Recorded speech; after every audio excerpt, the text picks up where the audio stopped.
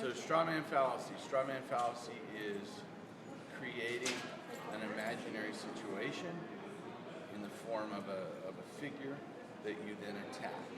And it's basically creating a logic or a world in the form, literally like a straw man, like a scarecrow, if you will, that you will then attack. It doesn't necessarily relate to the issue in any way. It just it's something. It's a fallacy because it's a created logic, and it may or may not have anything to do with the issue at hand. Is that okay? Yes. Okay. What is appeal to nature fallacy? Appeal to nature.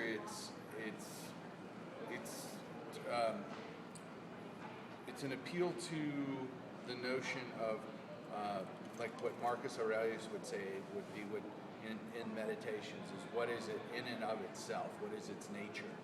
And it's you're literally appealing to the nature of something. And the nature is like not like nature like the birdies and the trees, but the nature of someone, like or of something. Like the nature.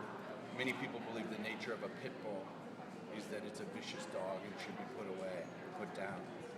And then other people believe, and they will use that, saying, well, look at this. It's in the nature of this dog to be aggressive and attack. And so they will use that. And then other people say, well, wait, no, my pit bull's sweet and saved a baby from a burning house. So it is a fallacy because you can't. The nature of something is not a constant. It's interpretive and it's subjective, and therefore it's a fallacy. What is genetic fallacy? Genetic fallacy is something I've never heard. I would say, logically speaking, it would be saying, well, it's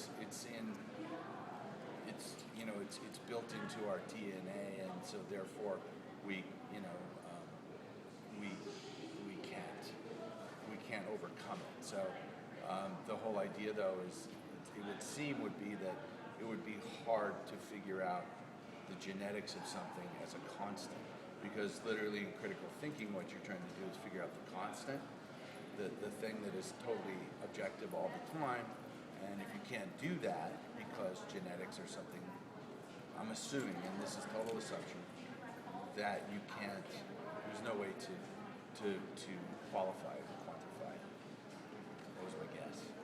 And then the last one is the post hoc fallacy. Post hoc is after the fact, right? Yeah. Okay.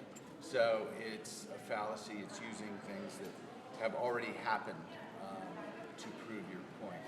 And it's not. It may or may not be relevant. It's sort of like using stale ingredients to create a recipe. It's, this bread is old, and these ingredients are old, but I'm going to use them again to build up this recipe that I have that is my argument. And it's things that have occurred after the fact. Like for example, the hurricane, I forgot her name. Sandy. Is Hurricane Sandy? Sandy. More informal. Okay.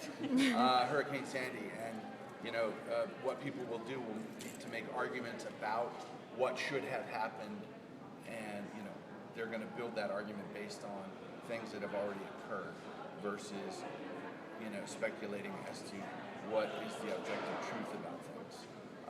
And they will use things like old ingredients, basically. That's post hoc. Okay? And then